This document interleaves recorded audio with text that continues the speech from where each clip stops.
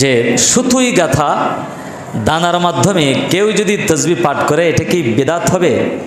প্রশ্নটা বুঝতে পেরেছেন? কারণ রসুল যখন তসবিহ জিকির করতেন এরকম কোনো তসবিহ ছড়া দিয়ে রসুল ইসলাম তসবিহ আদায় করেননি, আমি পাই নাই।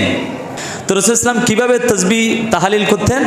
এই হাতের, প্রিয় নবী সাল্লাল্লাহু আলাইহি ওয়াসাল্লামের হাত মুবারকের যে আঙ্গুল মুবারক আছে, যে গ্রন্থিগুলো আছে, এরকম লা ইলাহা ইল্লাল্লাহ, লা ইলাহা ইল্লাল্লাহ, লা ইলাহা ইল্লাল্লাহ, আল্লাহু আল্লাহু আল্লাহু, এভাবে হাত মুবারকের আঙ্গুলি মুবারকের যে গ্রন্থিগুলো আছে এভাবে গুনে গুনে রসুল ইসলাম তসবিহ তাহালিল জিকির আজকার করতেন। বড় করে বলি সুবহানাল্লাহ।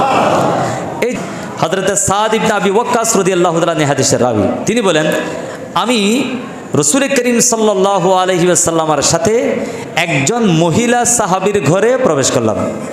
কে বললেন?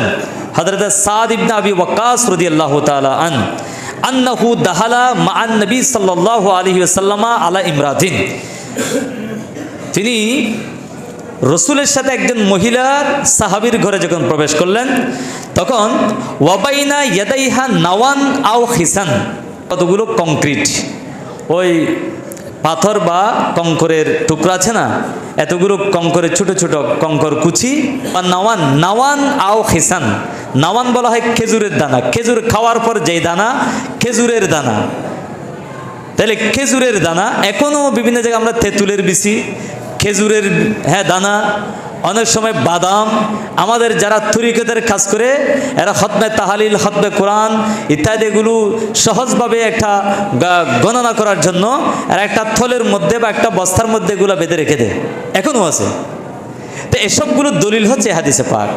তুসাব্বিহু বিহি, ওই কংক্রিটের ওই কুছা দিয়ে, ওই দানা দিয়ে, খেজুরের দানা দিয়ে যেহেতু সে তাসবিহ পাঠ করছে, আর রসুল তো এই কথা বলেন নাই, বরঞ্চ মহিলা সাহাবী করেছেন, সঙ্গে একজন রসুলের সাহাবা হযরত সাদ ইবনে আবি ওয়াক্কাস রাদিয়াল্লাহু আনহু ছিলেন, আর রসুল এটা দেখেও নীরবতা পালন করেছেন। আর সাহাবারা কোনো একটা কাজ করলে সেটা যদি রসুল নীরব থাকেন সেটাও আমার রসুলের হাদিস। বড় করে বলি সুবহানাল্লাহ। সুতরাং সাহাবায়ে কেরামদের কার্যত একটা হাদিস হচ্ছে এই তসবিহ ছড়ার মধ্যে কি করা, তসবিহ পাঠ করা, এটা সুন্নতে সাহাবায়ে কেরাম করেছেন, রাসূল নীরব ছিলেন। বড় করে বলি সুবহানাল্লাহ।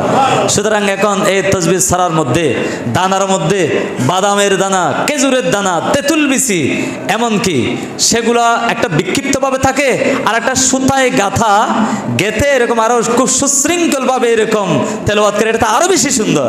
আর ইসলাম হচ্ছে ডিসিপ্লিনের নাম, আরো সুন্দরভাবে। সুতরাং এটাকে বেদাত বলার কোনো সুযোগ নেই।